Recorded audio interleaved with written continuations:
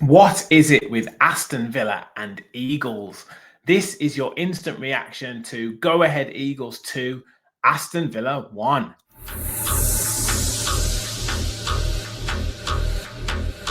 Let's go.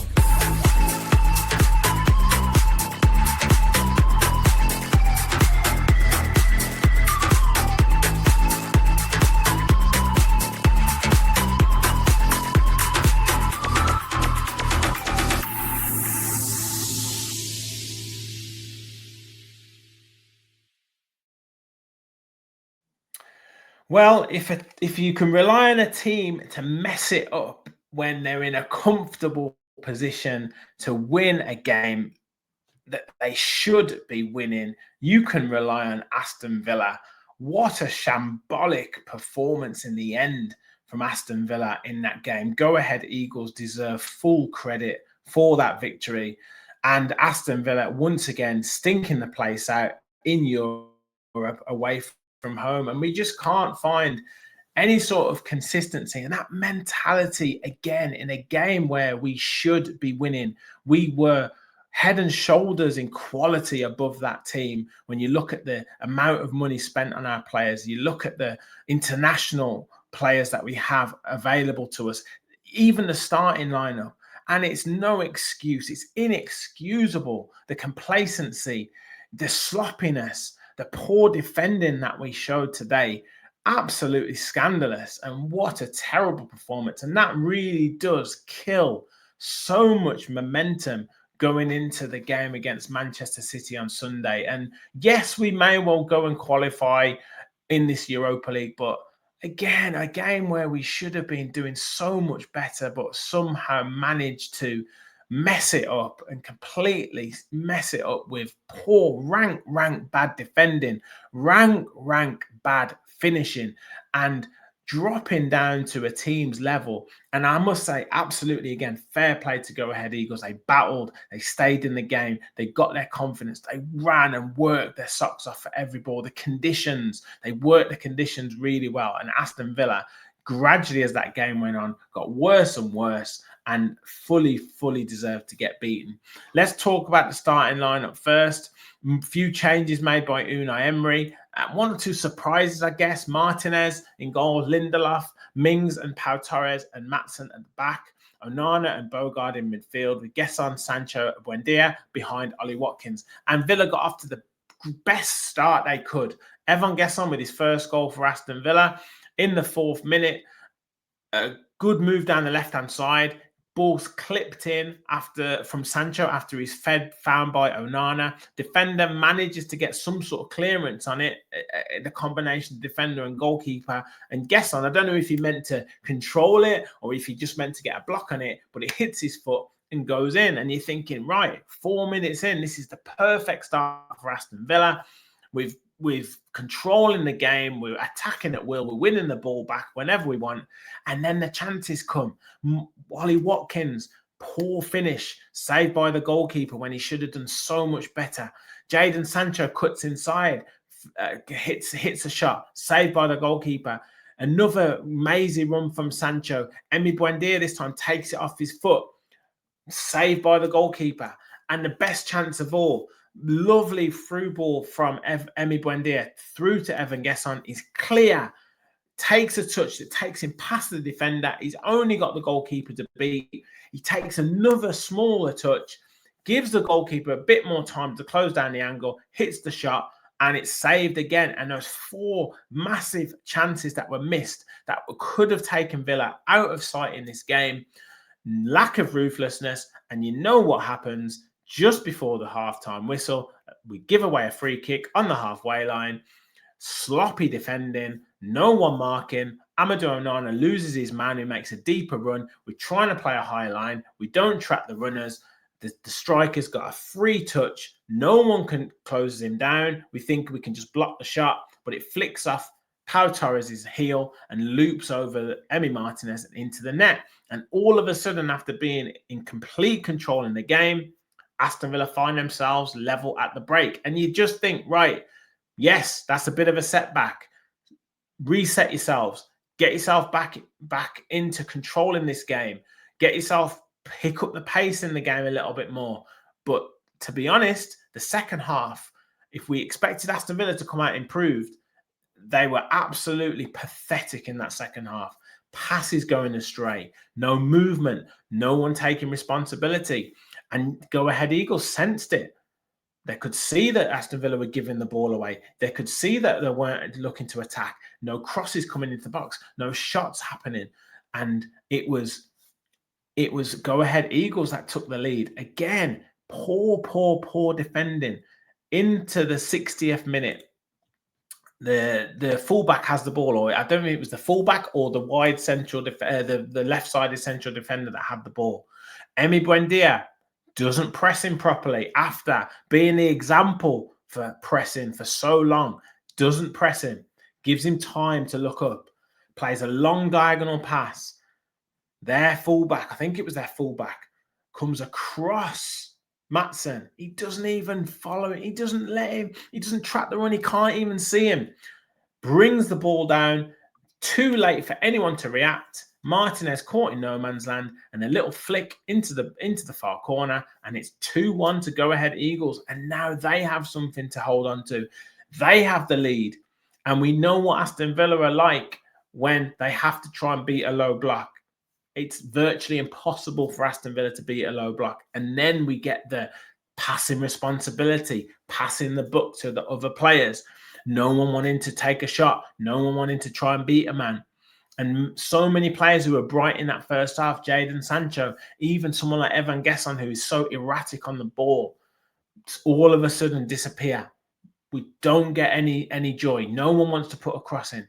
I'll talk about some of the performances in a second, but we make a quadruple substitution. Watkins, who was poor, Marlon comes on, Rogers comes on, Kamara comes on, Matty Cash comes on, who for Lindelof, who he's not a right back.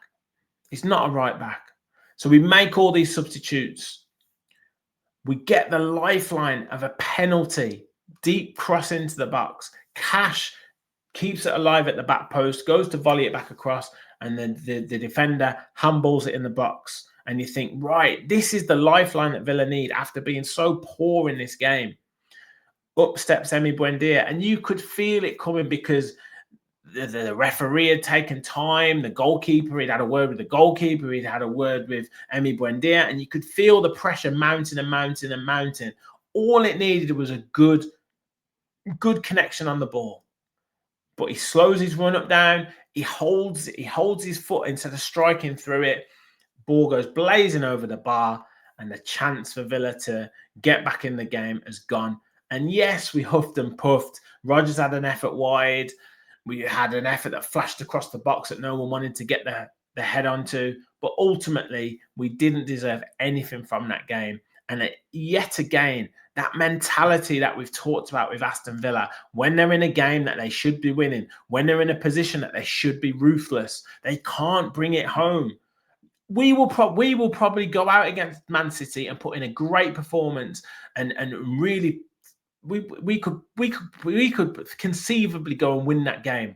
But it would be because we're the underdog and because people don't expect us to win. But as soon as we're put in a position where we're in control, we're expected to win, or this is going to be an easy game for Villa, once again, we flatter to deceive. And the performances from some of the players today, Ian Maatsen, he said he'd been struggling for rhythm, and he's used to doing his job when it comes on. His job is to attack that down that left-hand side, to put crosses in. His delivery was awful today. That was at the point that he actually took an effort to put a cross in. Every single time he was giving the ball to someone else. Attack down the left-hand side. Give us an option. Get to the byline. And then he doesn't put any height on any cross. Every cross is low. Every cross is blocked. Every cross is cleared. Terrible performance for me and Maatsen. Tyrone Mings, you could tell it was his first game back for weeks. But he's not the one who's meant to be driving us forward. But a bit sloppy in possession from Tyrone Mings. Evan Gesson, so erratic in possession. Yes, it's good for him to get his first goal, but he should have scored again. And then he faded so badly in that game. And his control is just so poor at times, and his decision making, over-hitting crosses, under-hitting crosses, ball bounces off his feet, balls easily tackled.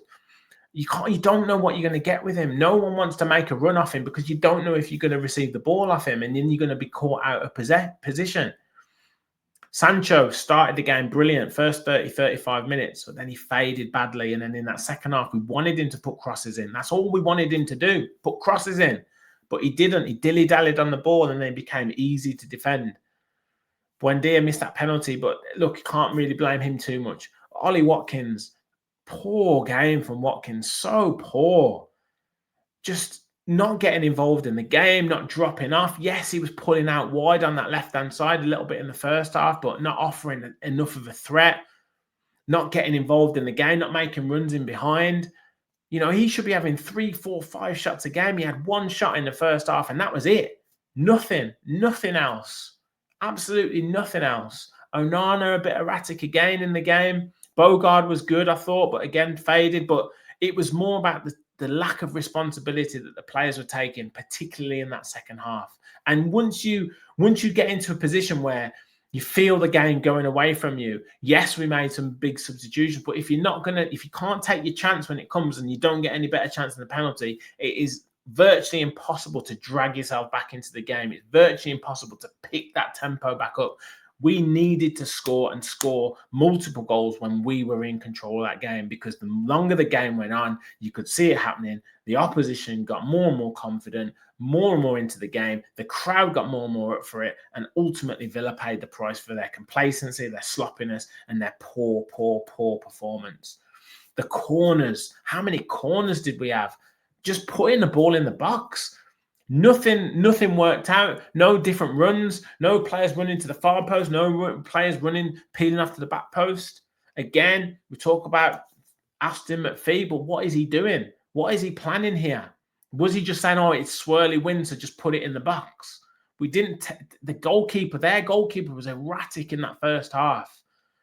Couldn't clear it properly. But we didn't put him under any pressure in that second half at all. We needed shots from distance. We got 1 shot from outside the box in that second half from Morgan Rogers, and he just put it wide. But to be honest, it was just a terrible performance. I can't really put my finger on it in terms of how it happened and why it happened, because we went from being in control of the game, lack of ruthlessness finishing, and that's part of the complacency. That's part of the complacency. You could talk about the complacency of the defending and not marking, but if you don't put chances away, you put yourself under pressure. The players have to wake up for Sunday, absolutely wake up for Sunday. And what is happening with Harvey Elliott? What is happening with Harvey Elliott? Because we made 5 substitutes today. Kamara, Marlon, McGinn, Cash, and who was the other one? Who was the other substitute that we made? Rogers. No Elliott yet again. And Emery called him out and said that he's impressed and he's learning and he's getting used to the game. But look, I am all for patience and I'm all for players kind of getting used to Emery's style. But if you're not getting used to come on and be an effect in this game, in a game that we're behind against a team that, by all accounts, we should be beating, you've got to be asking some questions here. What is happening with Harvey Elliott? Yes, we've had Yuri Tillemans who couldn't get game time. And yes, this has happened to other players. It's happened with Maatsen and players like that. But what is the situation with Harvey Elliott here? Because how is he not getting on that pitch? Well, let me know your thoughts in the comments, because that was, like I say, it's almost embarrassing to talk about, if I'm honest. And that's no discredit to Go Ahead Eagles. I thought they were worked so hard and they deserved everything that they got from that game. Let's hope this is a big wake-up call for Aston Villa. We've got a home game against Tel Aviv in the next round of fixtures. We have to get the victory there. And like I say, ultimately I'm sure we'll end up qualifying, but we've got to get in that top 8. We don't want to be playing another playoff round. Absolutely not. And that was a sloppy performance. We have to take some learnings into Man City on Sunday and get the victory. I'll be back with match preview for that Man City game soon. I'll also be doing a live watch along on Sunday, and we had nearly 400 of you watching the watch along for this game. I'm sorry we couldn't bring a victory, but we'll be back on Sunday for that with full match reaction afterwards, Lions Roar as well. So make sure you stay with the channel. Thank you all for watching. Hit that like button, hit that subscribe button, and as always, remember, we'll follow the Villa.